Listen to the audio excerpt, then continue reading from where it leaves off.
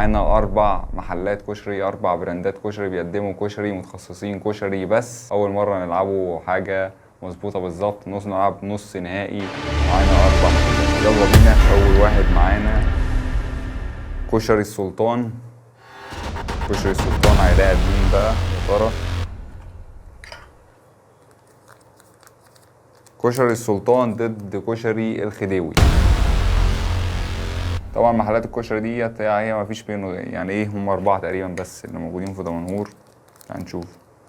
دين كشري التكية هيلاعب طبعا ان هو ايه، ماتشين معروفين. هيلاعب كشري الحسيني. معانا اول لقاء كده، عندنا نص النهائي السلطان. كشري السلطان هيلاعب كشري الخديوي. المواجهة التانية كشري التكية هيلاعب كشري الحسيني. ونشوف بقى المواجهات. هنبتدي على طول، احنا قدامنا اصلا كشري. هنبتدي بالاقرب بقى، يعني ايه نبتدي بالاقرب مننا. عندنا دلوقتي سبحان الله الاتنين اللي قدامي التكية والحسيني، يعني قرعة جت كده. نشوف ونقوله بسم الله. نبتدي بالتكية. بسم الله.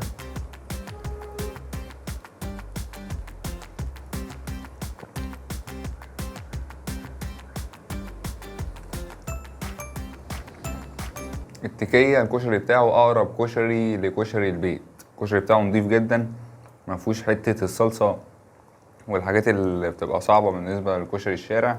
ده اقرب واحد، ده كشري بريميوم، كشري اقرب كشري للبيت، وقريب جدا من كشري ابو طارق اللي هو اقوى محل كشري في مصر كلها.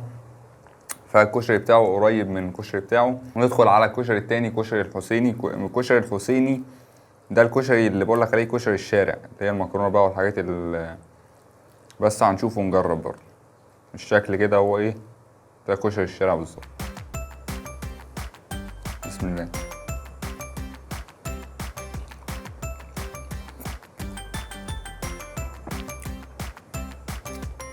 ناخد معلقه تانية.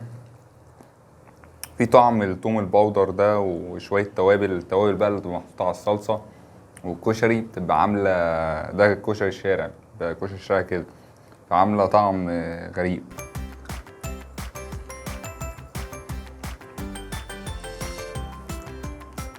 حلو برضو. ندخل في التقييم، والتقييم بتاعنا زي ما انتم عارفين من 11 زي ما انتم متعودين. هنقيم ونبتدي. يبقى اول واحد التكية ومعانا حسيني. اول حاجة احنا السعر وحدناه ما بين الاتنين. اول حاجة عدي الباكجينج واحد وادي الخدمة كل واحد هياخد 1. وادي بقى كده السعر كل واحد هياخد 3. ان السعر احنا وحدنا علبة الكشري، جايبين علبة ب30، ده علبة ب30 ودي علبة ب30.